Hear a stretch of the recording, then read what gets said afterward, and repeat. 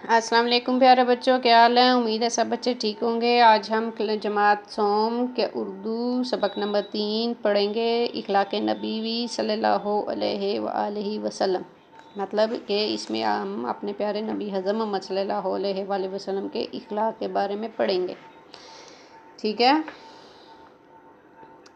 اللہ تعالیٰ نے حضرت محمد صلی اللہ علیہ وآلہ وسلم کو تمام جہانوں کے لیے رحمت بنا کر بھیجا، ٹھیک ہے؟ جو لفظ میں انڈرلائن کروں گی آپ نے ان کو اپنی کاپی پہ لکھتے جانا ہے، جہانوں اور رحمت۔ جب حضور صلی اللہ علیہ وآلہ وسلم کی ولادت ہوئی، ولادت کا مطلب پیدائش ہوئی، تو عرب کے لوگ بتوں کی پوجا کیا کرتے تھے۔ تو عرب کے لوگ کس کی پوجا کرتے تھے؟ بتوں کی، ٹھیک ہے؟ چھوٹی چھوٹی باتوں پر جھگڑے فساد کرتے اور ایک دوسرے کو قتل کر دیتے تھے، ٹھیک ہے؟ عورتوں کو کم تر سمجھتے اور ان کے ساتھ بہت برا سلوک کرتے تھے۔ جو لفظ انڈرلائن کرتی جا رہی ہوں آپ اس کو نوٹ کرتے جائیں، آپ نے ان کو کاپیز پہ املا کے طور پہ لکھنے ہیں، ٹھیک ہے؟ آپ صلی اللہ علیہ وآلہ وسلم بچپن ہی سے بلند اخلاق کے مالک تھے، ٹھیک ہے؟ آپ صلی اللہ علیہ وسلم کا بچپن ہی سے اخلاق بہت بلند تھا۔ آپ صلی اللہ علیہ وآلہ وسلم کی عادات دوسرے بچوں سے مختلف تھیں۔ آپ صلی اللہ علیہ وآلہ وسلم نے فضول کھیلوں میں کبھی بھی حصہ نہ لیا، مطلب کہ وہ بالکل بھی فضول کاموں میں حصہ نہیں لیتے تھے، ٹھیک ہے؟ ہمیشہ صاف ستھرے رہتے، بہت کام گو کا مطلب ہوتا ہے جو بہت تھوڑا بولنے والا ہو، ٹھیک ہے؟ زیادہ باتیں نہیں کرتے تھے، کام گو تھے، بہت کام گو تھے اور کبھی جھوٹ نہیں بولتے تھے۔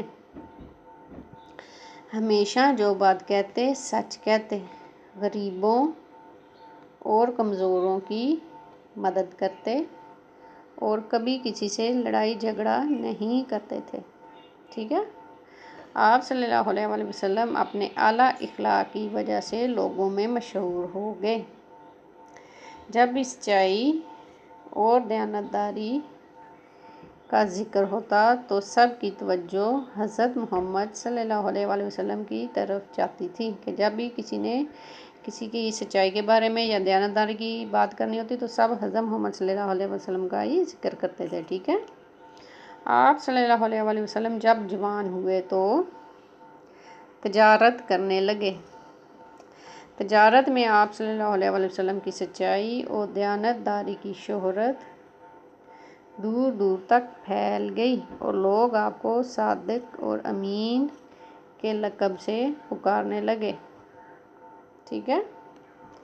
اب میں آپ کو وہ لفظ بتا دیتی ہوں جو میں نے انڈرلائن کیے ہیں،